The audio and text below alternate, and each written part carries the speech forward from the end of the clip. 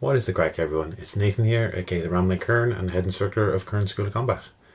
So our classes are back to normal. If anyone wants to join our Irish stick fighting classes in South Dublin, you'll find links in the description.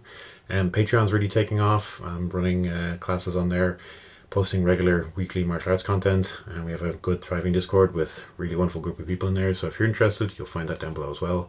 It costs the same as a cup of coffee, or you can get online lessons with me for a little bit more. Again, it's up to you if you want to do it, but I'd appreciate any support. And if you can't do that, like and subscribe really pays off and massively helps the channel. So today's video is a fairly straightforward topic, but one that I think with the years of experience I have with Irish stick fighting and fighting in various different formats, I think I have a lot to offer, not just Irish stick fighters, but people of different disciplines as well, as to how I teach and explain targeting in a stick fight.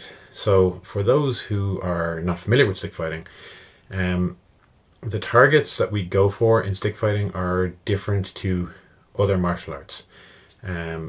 Those who've done weapon-based martial arts, they are quite similar. However, there are differences, and obviously important differences to understand, especially if you're coming at it for the first time or you're kind of new to it.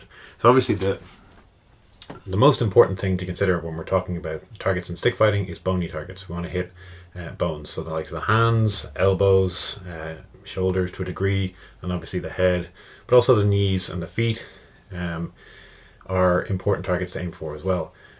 Fleshy targets with something like this, they do hurt, and they can potentially stop a target. However, they're really not the targets we're aiming for. We want to aim for bones because bones will break. Bruises are very painful, they are debilitating, but they might not necessarily take you out of a fight. I would post videos of some of the gnarly bruises I've had over the years, but YouTube can be a little bit weird with that, so I won't. Instead, what I'm going to do is bring up footage of different fights as I discuss these things and let you guys have a look at them, and I might narrate over some of them in between, just to kind of give you guys a bit more insight on it. So with picking out targets in stick fight, I use two very important concepts. And one of the first ones, which I think is the most fundamental for when I teach targeting in stick fighting, it's the thing that I heard John Danaher use. So for those who aren't familiar, John Danaher is a very famous Brazilian Jiu-Jitsu coach. Very smart individual. His words are a little bit verbose, and he tends to make things a little bit more complicated than they need to be. However, he is one of the best out there. He uses a term that he refers to as demarcation lines. How I explain this to people is I use a ladder analogy.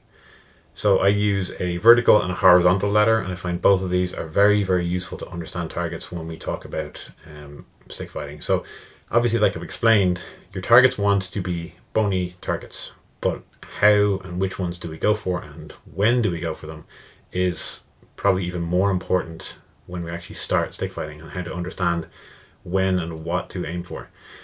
So the examples I give, like I said, is this ladder analogy. So I'm going to talk about the vertical ladder analogy first. So that means lines going this way, straight down, as you start to move in towards your target. This I find is a very easy concept for people to understand when they're talking about stick fighting and what targets and when to go for them. Because if you just picture, and I'm going to bring this up on screen, a target or person facing you and you're looking at them side on, as if you know, I'm turned to face them and you are standing at 90 degrees to me, you will get an idea of the targets we're going to aim for. So first and foremost, generally, not with all styles, we're going to touch on that in a minute, generally the hand and feet will be forward. So the hand and feet are going to be the first target that you will encounter. This is something that takes people off guard quite a bit when they first start stick fighting, because having to move your hands and worry about your hands is not something really you have to do in any other martial art, bar obviously weapon-based martial arts like fencing or whatever. In stick fighting, it's a big worry because your hands are quite fragile. There's a lot of little bones in there, and with a hard impact from a stick, you know, it can be bad news. So having your hands as the first on that line is the one that you have to worry about first and foremost. However, generally, not always, but generally the feet will be directly below that. Now, I'm not advocating that we walk out there and keep trying to smash the toes, but as you'll see in some examples later, it is a good tool to put someone off guard and get them concerned about an additional target.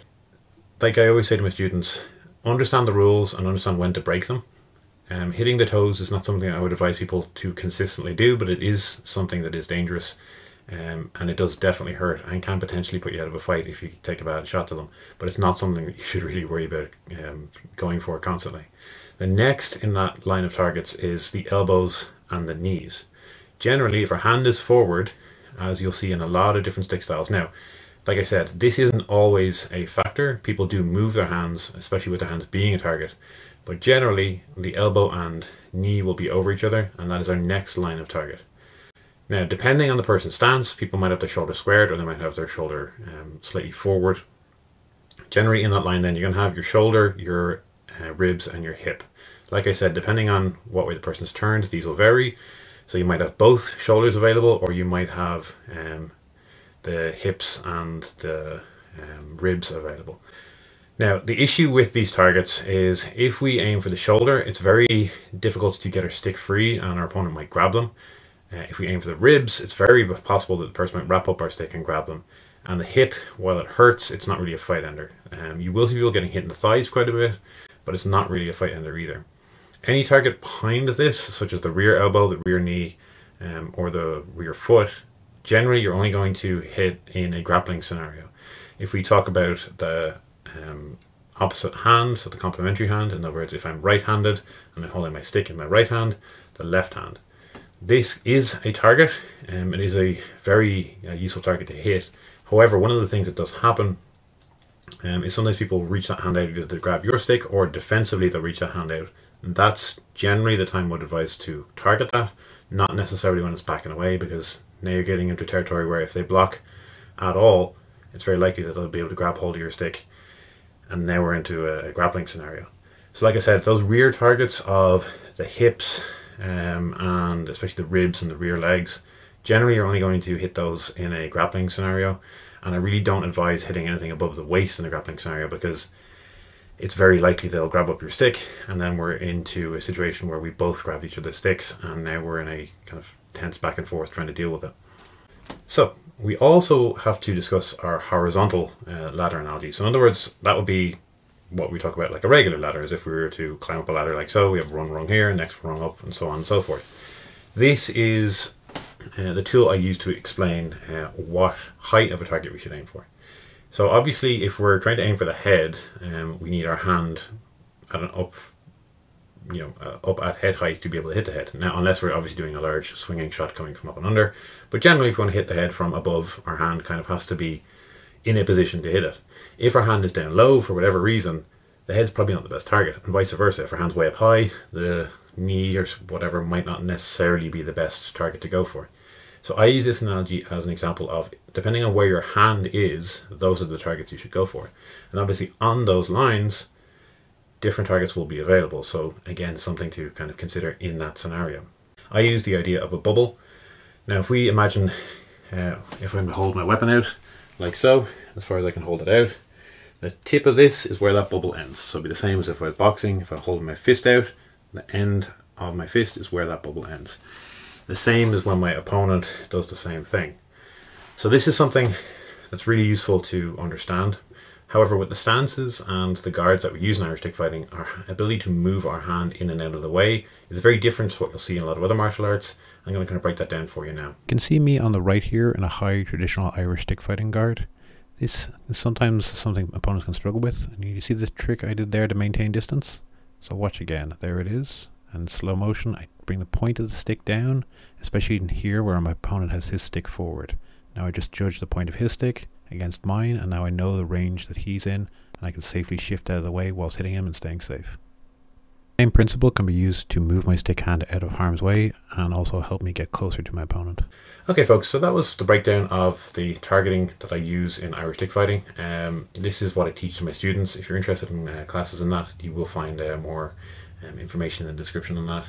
Obviously, this isn't a hard and fast rules for everybody, but I find it a very useful tool for teaching how and what and where to target on an opponent in a stick fight. I'd also like to shout out a big thank you to Tom Headhunter Higgins for the awesome t-shirt.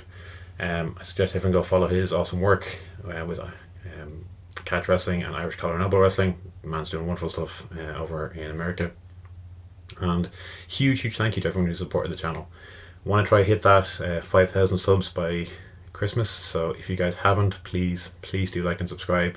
Really can't thank everyone enough for all the support, and just a huge thank you to everybody. Thank you very much. It's long.